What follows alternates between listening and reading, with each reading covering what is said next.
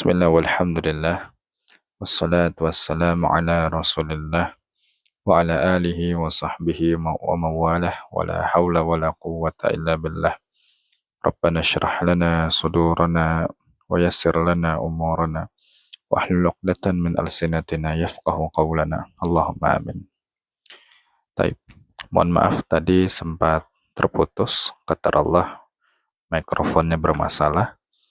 Nah, kembali kita lanjutkan. Tadi kita sampai pada ayat 199 dari surah Al-A'raf yang disebutkan oleh Sufyan bin Uyainah rahimahullah bahwa ayat tersebut sebagai ayat yang isinya terdapat muru'ah di dalamnya.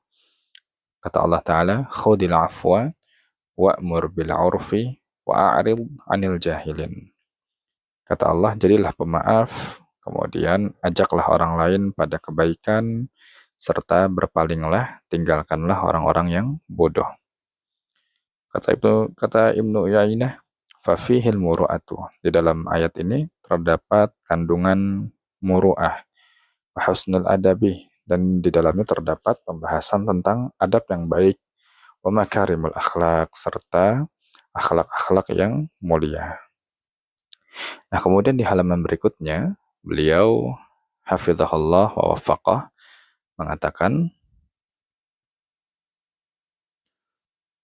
wa min alzami adabin nafsi lit-talibi. Di antara adab terhadap diri sendiri yang paling penting, di antara adab paling penting terhadap diri sendiri bagi seorang penuntut ilmu adalah tahallihi bil muru'ati. Hendaknya dia harus selalu menjaga muru'ah, selalu menjaga etika. Wa ma yahmilu 'alaiha, serta hal-hal yang berkaitan dengan muru'ah tersebut. Juga kata beliau, wa tanakubuhu khawarimaha, serta harus menjauhi hal-hal yang dapat menjauhkan diri kita, menjatuhkan diri kita, dan menodai etika di hadapan orang lain.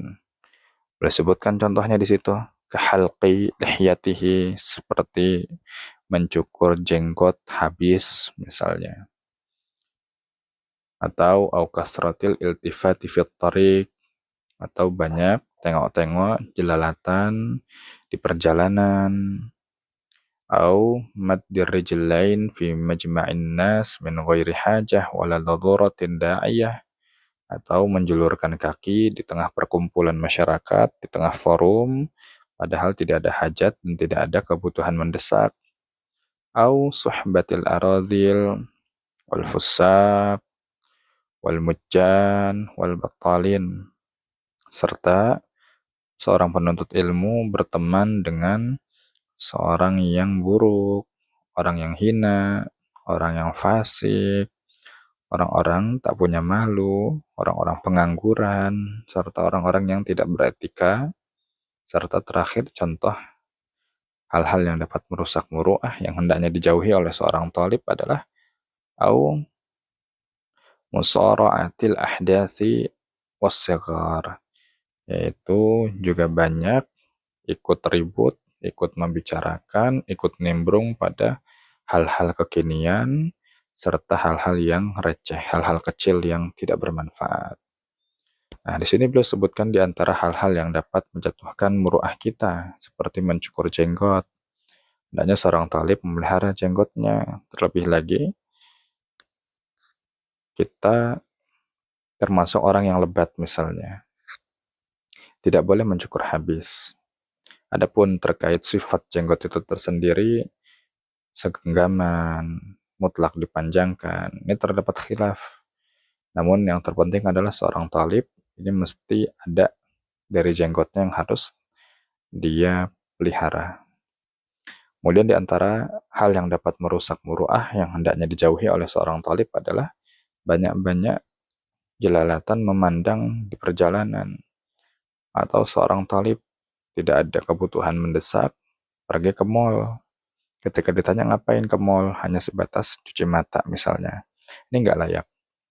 Kemudian di antara hal yang dapat merusak muru'ah di tengah forum menjulurkan kaki tanpa ada hajat. Ini mafhum insyaallah.